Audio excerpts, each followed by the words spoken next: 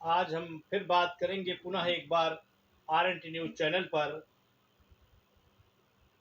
सुरेश चंद्र शुक्ला जो senior advocate हैं high court के, हमको बताएंगे किस तरीके से आजकल क्या माहौल चल रहा है।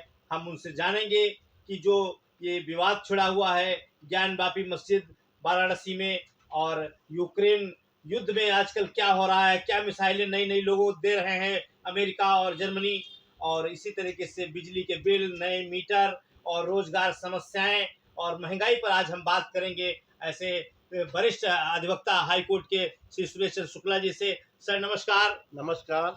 सर आजकल ये देख रहे हैं कि ये जो ज्ञान वापी मस्जिद का विवाद है ये काफी जो है कि व्याप्त हुआ है, पूरे देश दुनिया में आजकल चल रहा है कि वहां पर शिवलिंग मिल रही है और उसको लोग फव्वारा बताते हैं, जबकि कई महापुरुषों ने बताया कि नंदी का मुख उन्हीं की तरफ है, ये शिवलिंग ही है और ये लोग अभी तक कब्जा किए थे। क्या है आखिरी मामला, क्योंकि आप बहुत विशेषज्ञ है, बताएं। ऐसा है जैसे ज्ञान वापी मस्जिद का जो विवाद पैदा हुआ है, ये विवाद बहुत पहले से था, लेकिन ये विवाद अब उठ के सामने आया है क्योंकि ये निश्चित है कि यहाँ पे मस्जिद नहीं थी। यहाँ पहले मस्जिद था, मंदिर को तोड़ा गया, मंदिर को तोड़ के फिर इसका मस्जिद का निर्माण किया गया। क्योंकि मस्जिद में कहीं जो आकृतियाँ बनी हैं, ये आकृति मस्जिद के स्वभाव में नहीं आती, मस्जिद में नहीं बनाई जाती हैं। इससे स्पष्ट है कि वहाँ पे मस्जिद पहले नहीं थी, कुछ भी था, कुछ दूसरी आकृति थी, मंदिर था, जो भी था, मंदिर को उसको तोड़ के फिर इसको मस्जिद स्वरूप में परिवर्तित किया गया। जो कमीशन रिपोर्ट आई उसमें बताया कि स्वास्तिक के चिन्ह, कमल के फूल और काफी देवी देवताओं के ये मिले हैं स्मृति चिन्ह। देखिए, इससे पहले कभी कोई हिंदू अंदर जा ही नहीं पाता था। ये कमीशन में ही हिंदू और जो अधिवक्ता लोग जो गए, वहाँ इन्होंने ये चीज देखी है। देखने के बाद ये चीज स्पष्ट हुई है कि वहाँ क्या क्या मौजूद है। उसको कमीशन ने, कमीशन निष्पक्ष होता है, क्यों कमीशन कभी गलत बात नहीं बताएगा। जो कमीशन बताएगा वो बिल्कुल सही बताएगा और न्यायालय उसको देखेगा, न्यायालय उसका परीक्षण करेगा, उसी हिसाब से न्यायालय निर्णय करेगा। तो इसमें किसी भी पक्ष को परेशान होने की आवश्यकता नहीं है। और एक बात आपको निश्चित कर दें, हमारी भारत की न्याय व्यवस्था जो है उस पर किसी का कोई असर नहीं होता। धनवान हो, अमीर हो, गरीब हो, हिंदू हो, मुस्लिम हो, उससे कुछ मतलब नहीं होता है। हमारे न्यायपालिका में ऐसे ऐसे महान न्यायाधीश हैं जिनको मैं नमन करता हूँ, प्रणाम करता हूँ, कि वो मतलब अपने परिवार के लिए भी वही न्याय दृष्टि रखते हैं जो तीसरे पक्ष के लिए रखते हैं। तो उनकी न्याय पे किसी प्रकार कोई हस्तक्षेप मतलब सोचने की आवश्यकता ही नहीं। तो दोनों पक्षों को आश्वस्त रहना चाहिए, जो भी होगा वो दूध दूध पानी पानी होगा, उसमें किसी भी प्रकार कोई भी भेदभाव नहीं होगा, न्यायोचित निर्णय होगा। ये तो एक कानूनी लड़ाई है, इसमें कोई जनता और जनार्दन का आपस में भिड़ने की तो आवश्यकता है नहीं। जब कानून अपना हक मांग रहे हैं ये लोग, पक्ष के लोग, अभी जैसे लखनऊ में भी कई जगह ऐसे हुआ और भी कई जगहों पर सुनाई दे रहा है, मतलब जो कि जो काफी लोगों ने हिंदुओं के धर्मों के लोगों को, मंदिरों को दबा रखा था इन लोगों ने, और अब ये वो अपने हक मांग रहे हैं जिसके प्रमाण भी दे रहे हैं, तो अदालत उसकी सुनवाई कर रही है। हम आज बात करेंगे आपके यूक्रेन का और रूस का युद्ध चल रहा है, ये भी काफी चरम सीमा पर पहुंच गया है और ये लगता है ये परमाणु हथियार इस्तेमाल करने तक की बात अब नौबत आ गई है और इस तरीके से काफी मिसाइलें अमेरिका वगैरह यूक्रेन को उपलब्ध करा रहा है। सर इसमें क्या क्या है रहस्य, आखिर आखिर किस लिए युद्ध हो रहा है और क्यों इतना वर्चस्व के लेकर जिद अड़ी हुई है? देखिए, उसमें वर्चस्व के लिए जिद अड़ी हुई ये है कि जैसे रूस जो है, रूस के का यूक्रेन पड़ोसी देश है और यूक्रेन का व्यवहार रूस के प्रति ऐसा व्यवहार है जैसे हिंदुस्तान के लिए पाकिस्तान के व्यवहार था। वो भी, यूक्रेन भी जो है आतंकवादियों का समर्थन करता था और मतलब सब गलत काम करने के लिए ही वो आतुर रहता था। अब जब रूस ने उस पर लगाम लगाई तो उसने नाटो में जाने का प्लान बनाया, हम नाटो में चले जाएंगे, जो संस्था है 30 देशों की।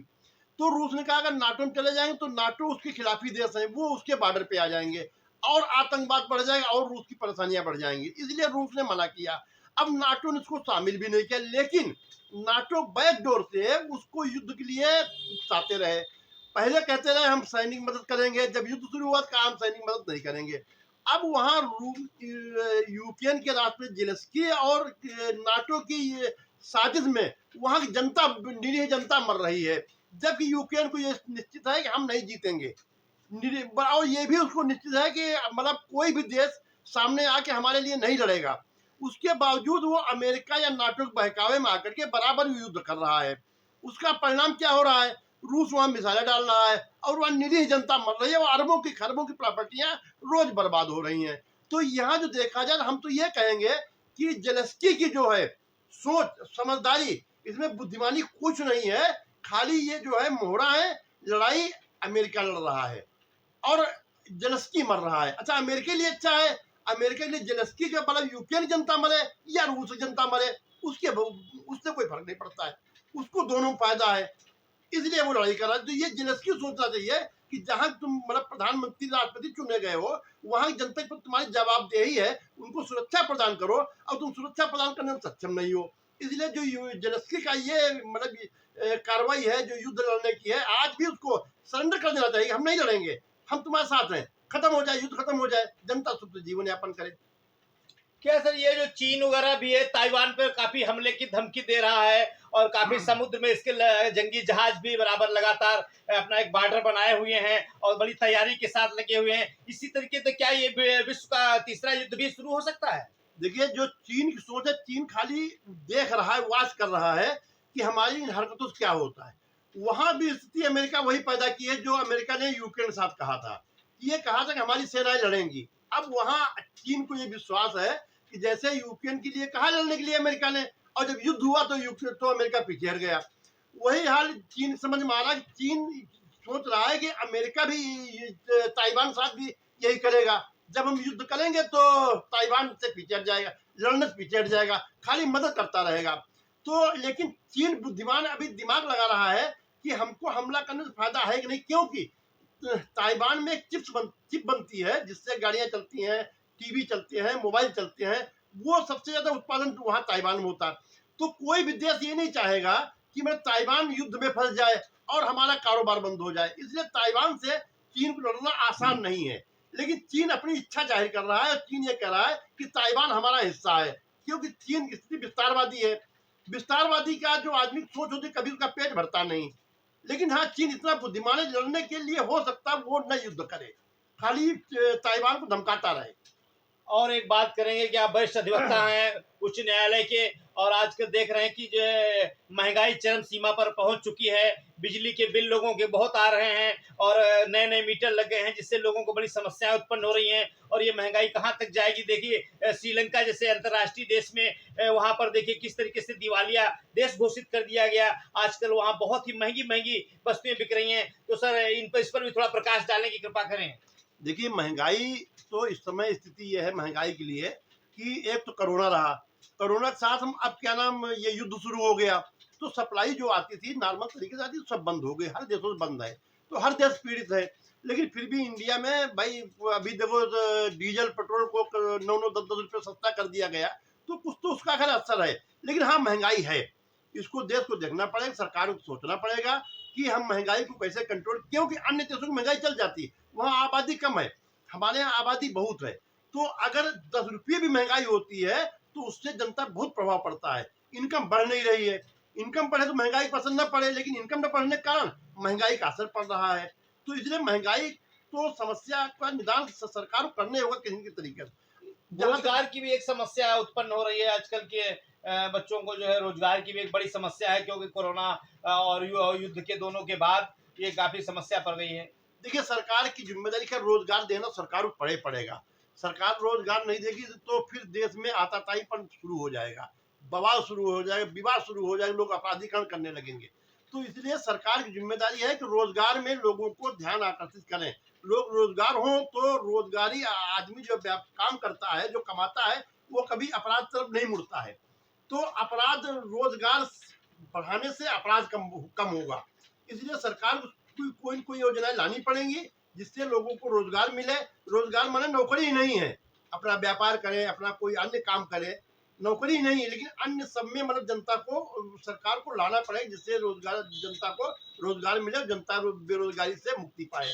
और एक सर आखिरी सवाल ये पूछना चाहेंगे कि जो आजकल बहुत भीषण गर्मी चल रही है, इस भीषण गर्मी में बिजली की बड़ी गंभीर समस्याएं हो गई, काफी काफी देर देर रात तक कटती है और लोगों को ये काफी शिकायतें लोग करते हैं। देखते हैं हमारे पास संवाददाता लाते हैं कि किस तरीके से मतलब जो है कि उनको कहीं बिजली का बिल आता है, कहीं नए मीटर लग गए हैं, क्या क्या इन क्षेत्रों में समस्याएं आती हैं। क्योंकि आप भी लखनऊ के इंजीनियरिंग कॉलेज चौराहा जैसे पास इलाके में रहते हैं और बताएं कि ये जनता की एक बड़ी समस्या है, क्योंकि ये गर्मी से और बिजली दोनों से जुड़ी हुई है। देखिए, बिजली एक अति आवश्यक आवश्यकता है हर इंसान की। बिना बिजली अब कोई भी व्यक्ति कहीं रह नहीं सकता है। तो सरकार को अति आवश्यकता के कारण इस पे बहुत गौर फरमाना होगा कि बिजली दे और सस्ती उपलब्ध कराए। इसके लिए जैसे सोलर प्लांट वगैरह सब सरकारें लगा रही हैं, तो इसमें घर में भी सोलर प्लांट वगैरह लगाने के लिए मतलब सरकार को जनता को उत्साहित करना होगा। कोई योजना लानी होगी कि साहब अगर आप नया घर बनाएंगे तो आप सोलर जरूर लगाएंगे, या जो पुराने घर वाले लोग हैं वो भी सोलर लगाएं, तो सरकार उसमें सुविधाएं उपलब्ध देंगी, सस्ते सोलर पैनल उपलब्ध कराएगी। तो इन सब चीज़ों से एक तो बिजली की खपत कम होगी, लोगों की बिजली के बिल कम आएंगे, क्योंकि बिजली का जो कंजम्पशन कम होगा। तो इससे एक समस्या का निजात मिल सकता है। ये बात सही है कि बिजली का बिल वास्तव में बहुत महंगा है।